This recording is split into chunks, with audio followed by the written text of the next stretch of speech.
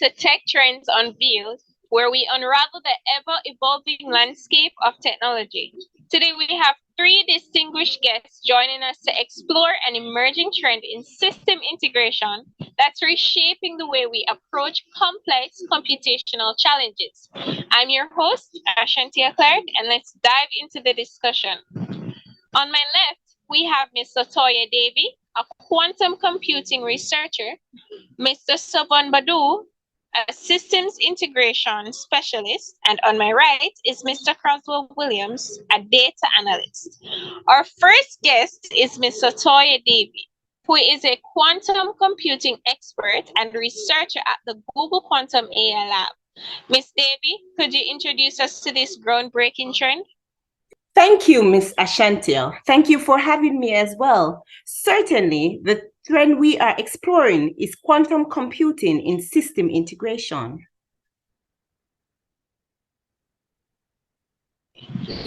Fascinating. When was quantum computing introduced, and can you explain what drove Google to venture into this type of domain? Google Quantum AI Lab debuted in March of 2018, but the company engagement stretches back to at least 2013, when it collaborated with NASA. The rationale behind this tendency is to overcome the inherent limitation in classical computing, particularly in the solution of complicated problems such as encryption and efficiency. Google's commitment to quantum computing marks a dramatic shift in the technical landscape, with the goals of unlocking new regions of processing power. Google plans to push the boundaries of computing by leveraging the incredible power of qubit. This is pioneered effort to unlock the full potential of quantum technology and ultimately improve our ability to address complex and critical issues in encryption, optimization, and a variety of scientific and practical domains that have long eluded conventional computing techniques. That's interesting. Mr. Crosswell, as a data analyst, in your perspective, how does quantum computing work, and can you at least give us some features on the trend? Sorry, most certainly, Ms. Clarke. Quantum computing diverges significantly from classical computing paradigms, wherein binary bits dictate operations. Quantum computers utilize qubits, which, due to the phenomenon of superposition, can exist in multiple states simultaneously. This departure from classic linearity is pivotal in their prowess. The concept of entanglement offers insight into this. When qubits become entangled, altering the state of one qubit instantaneously influences the state of the entire counterpart, regardless of spatial separation. This interconnectedness forms the basis for parallel processing, enabling quantum computers to explore myriad possibilities concurrently. Classical computers operate through a linear processing model, handling one bit at a time. Quantum computers, by virtue of parallelism, can process multiple scenarios simultaneously. This proves advantageous in solving complex problems such as optimization and factoring large numbers with unparalleled efficiency compared to classical counterparts. I saw an article where it also said it increases processing power, improved efficiency in solving complex issues, and the ability to tackle problems the traditional computers find challenging. This system is intriguing.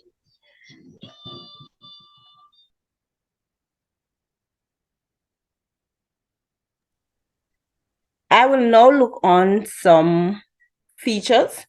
So one of the features is supremacy quantum. Did you all know that in 2019, Google Quantum AI Lab, under their guidance, achieved quantum supremacy? The announcement showcased the remarkable capabilities of their 53 qubits quantum processor, outpouring even the most advanced classical supercomputer in a specific task. Next, we look at quantum processor framework open source.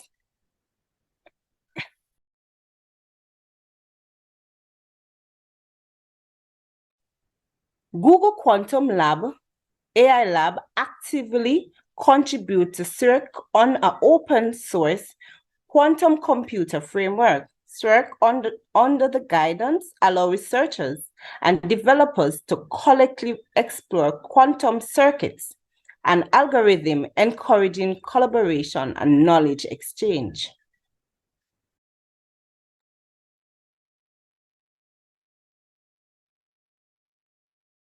Now I'll take over from Latoyo and continue an explanation. The next feature would be in reference to development of quantum hardware. This includes groundbreaking work on qubits, the fundamental units of quantum information. Their efforts are focused on more of enhancing the scalability and reliability of quantum computing systems, paving the way for future of quantum hardware. The next would be quantum algorithms and their research. Their team explored potential applications and advancements in optimization, machine learning, cryptography, and more. The goal is to harness the unique characteristics of quantum computers to solve complex problems more efficiently and more effectively than traditional computing methods.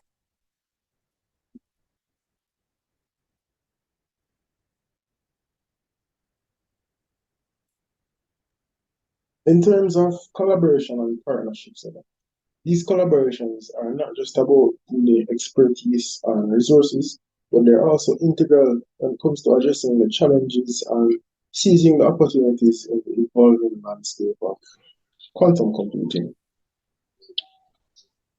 Mr. Bodoo, as a system integration specialist, what's the implementation methodology often utilized in the trend? And can you highlight advantages and disadvantages? Sure. Well, you see, quantum computing is implemented through frameworks like SERC and TensorFlow Quantum. And advantages include enhanced efficiency in tasks like optimization and cryptography. However, there are challenges that include the potential to break even existing well-known and secure encryption methods. One of the benefits of quantum AI is that it can more easily rather model real-world systems. This is because traditional AI models tend to be based on simplified assumptions about the world. However, in reality, the world is much more complex, often much more complex than these models might assume. And quantum AI takes into account the complexities of the real world and can more accurately model them. And this is really important for a wide variety of applications, such as predicting financial markets or weather patterns, or even calculating DNA sequences. Another benefit is that it can solve optimization problems much faster than traditional AI. And that's really because traditional AI algorithms typically search for solutions sequentially, so it's like one after the other.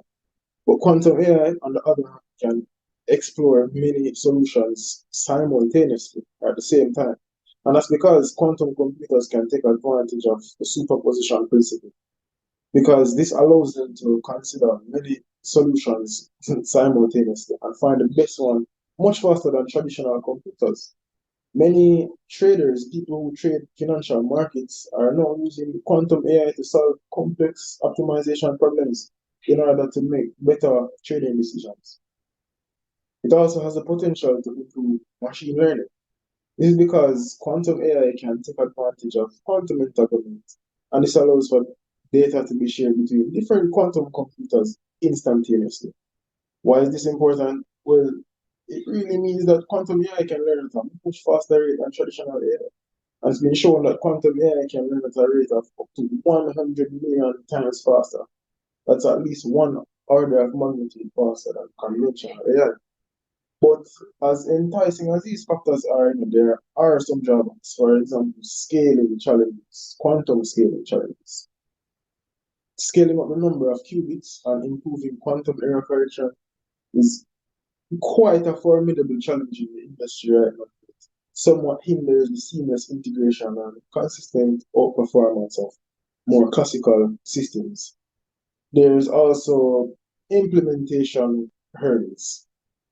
Another limitation of quantum AI is the susceptibility to errors and this because they rely on principles of quantum mechanics, which at times can be unpredictable, and they're more prone to errors than traditional computers.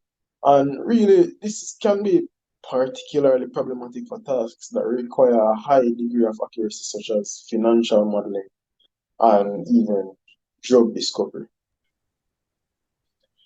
Now, let's visualize the technology. Unfortunately for audio listeners, we can't show screenshots, but we recommend checking out Learn to Code Google Quantum Computer with Cirque.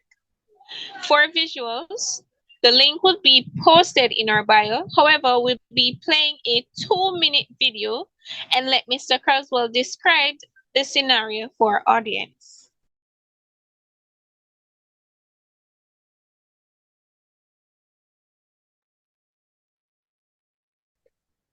Certainly, Ms. Clarke. In the video that I will be showing shortly, we'll see a demonstration of Google Cirque and TensorFlow's quantum in action, showcasing the synergy between quantum computing and artificial intelligence.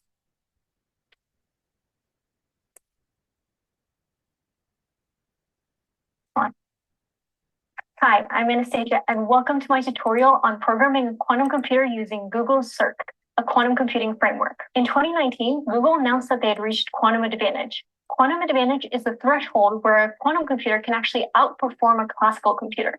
This is huge for the field of quantum computing. As of right now, Cirque does not give you access to a real quantum computer that Google has, unless you're an early partner in their program.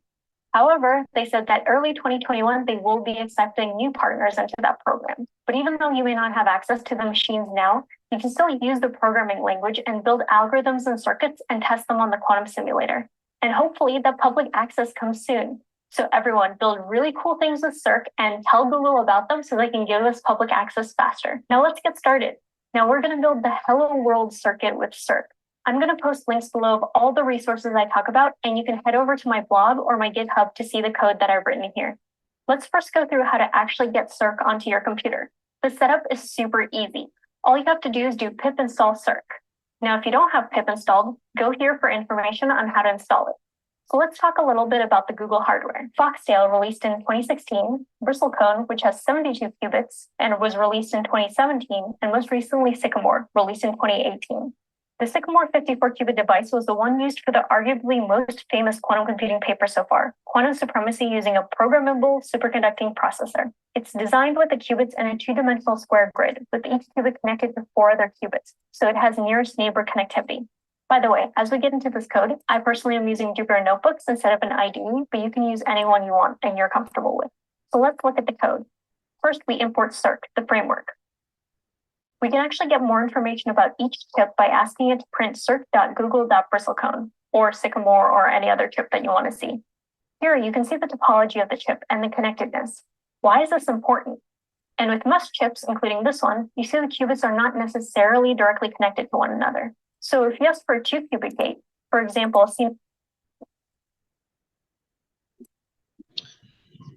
That's it, folks, for the 2 minutes video. Again, you can click the link down below in our bio to access the video. Excellent demonstration. Finally, how does quantum computing enhance or replace existing systems? Mr. Bodoo, can you give us a brief on that?